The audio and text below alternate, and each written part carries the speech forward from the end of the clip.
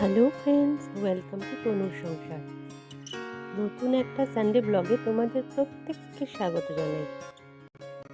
Usually আমি সানডেগুলোতে একটু দেরি করে ঘুম থেকে উঠি। আসলে সোম থেকে শনি প্রত্যেকটা দিনের এই এত ব্যস্ততা, এত তাড়াহুড়ো করে ঘুম থেকে ওঠা, সবটা পুষিয়ে নিয়ে এই সানডে করে। আর এটার আরও একটা কারণ আছে। এই যে আমি তোমাদেরকে এর আগের ব্লগগুলোতেও বলেছিলাম, পরের দিন কি রান্না হবে না হবে সেগুলো আমি আগে থেকে কেটে ধুয়ে পরিষ্কার করে গুছিয়ে রাখি।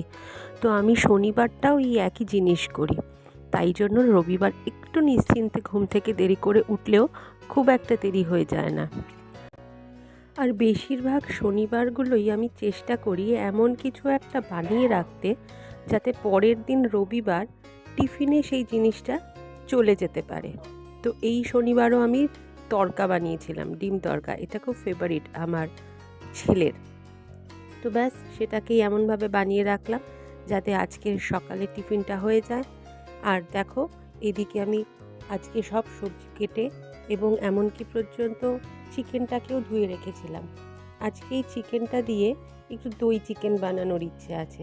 সেদিন ইউটিউব ঘাঁটতে ঘাঁটতে এই রেসিপিটা চোখে পড়লো, দেখে খুব ভালোই লাগলো। তাই জন্য ভাবলাম চলো আজকেই কেননা বানিয়ে নেওয়া যাক। রবিবারও আছে, সবাই আছি, একসঙ্গে খাওয়া দাওয়া করা যাবে। এই জন্য সেই মতন আমি সব রকম সবজি বা এর মশলাটা আগেই করে রেখেছিলাম। আর এই দেখো, আজকে এই একটা বিশেষ তরকারি করব, তাই জন্য এই সবজিগুলোও সব কেটে রেখেছি।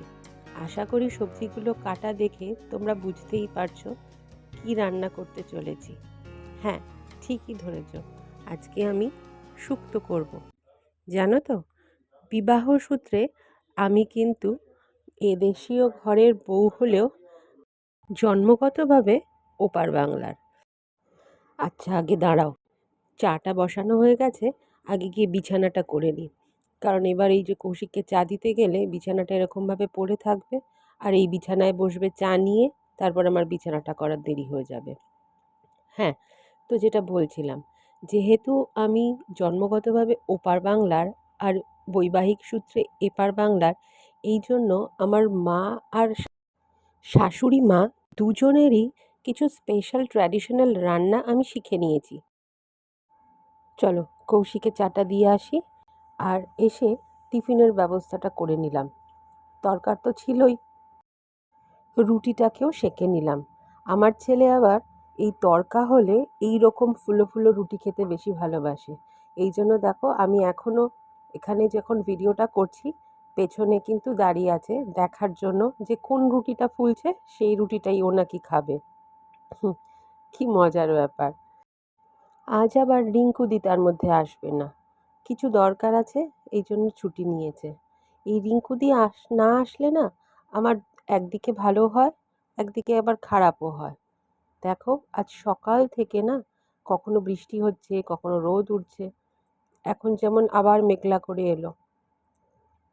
আর এদিকে দেখো, দুজনকে খাওয়ার দিয়ে কখন থেকে এখানে এসে বসতে বলছি, দুজনের পাত্তা নেই।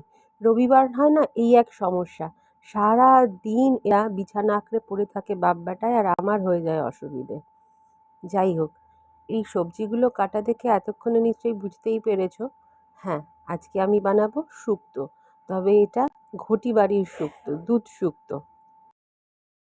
এবার ঘটি বাড়ির শুক্তো কেন আমি বললাম সেটা আগে বলি। নর্মালি আমরা কিন্তু যখন বিয়েবাড়িতে যাই এই শুক্তোটাই খাই, তাই তো? কিন্তু আমার বাড়িতে, মানে আমার মায়ের বাড়ির কথা বলছি, সেখানে কিন্তু শুক্তো মা এরমভাবে বানাতেন না। মা কিন্তু অন্যরকমভাবে বানাতেন, একটু পাতলা হতো সেই শুক্তো, এবং সেটাতে দুধ ইউজ করা হতো না। কিন্তু আমার শাশুড়ির কাছে এই শুক্তোটা এসে আমি বিয়ের পরে প্রথম শিখেছিলাম। এটা একদম বিয়েবাড়ির মতন তৈরি করতেন শাশুড়ি। তাই এই রেসিপিটা আমি মামামের কাছ থেকে রপ্ত করেছিলাম। পরের দিকে আমার শাশুড়ি আমাকে কি বলতো জানো, নাকি আমি এই শুক্তোটা ওনার থেকেও বেশি ভালো করি। আর এদিকে দেখো, এই যে আলুটাকে আমি ভাজতে বসিয়েছি, এটা কিন্তু মোটেও এই যে আজকে যে চিকেনটা রান্না করব তার সঙ্গে যায় না। কিন্তু আমার বাড়িতে আলু ছাড়া আবার চিকেন খাবে না। যাই পদ তুমি রান্না করো চিকেনের, আলু একটু দরকার হয়। ওই জন্য বাধ্য হয়ে এই আলুগুলোকে ভাজতে বসিয়েছি এই চিকেনের মধ্যে দেব বলে। আর এদিকে গল্প করতে করতে প্রায় অনেক রান্নাই গুছিয়ে ফেলেছি। দেখো, এই হচ্ছে আমার দুধ শুক্তোর ফাইনাল লুক।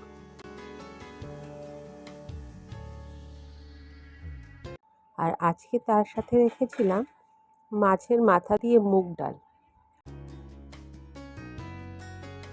আর এই যে চিকেন, দই চিকেন। কিন্তু দেখো, ওই যে আলু দিতে হয়েছে, এর জন্য সমস্ত রকম চিকেনের টেস্ট জানো তো একটু বিগড়েই যায় বলতে পারো। আর সঙ্গে স্যালাড আর চাটনি। আর এই যে মাছের মাথা দিয়ে মুগ ডালের সঙ্গে খাওয়ার জন্য লম্বা লম্বা বেগুনি। তো আজকের ব্লগটা এখানেই থাক। চ্যানেলটা সাবস্ক্রাইব করার অনুরোধ জানিয়ে সকলকে জানাই টাটা।